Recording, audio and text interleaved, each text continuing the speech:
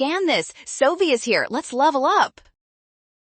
Market efficiency sounds fancy, but this one is quick. Spot what efficiency means in economics, match it to the choices, and you are done fast.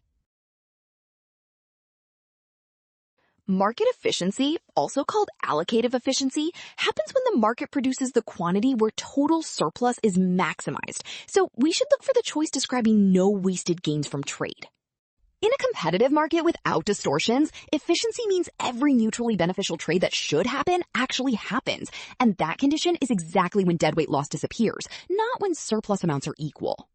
At that point, all mutually beneficial trades are completed, so deadweight loss is 0, which makes choice E the correct answer. Nice and clean.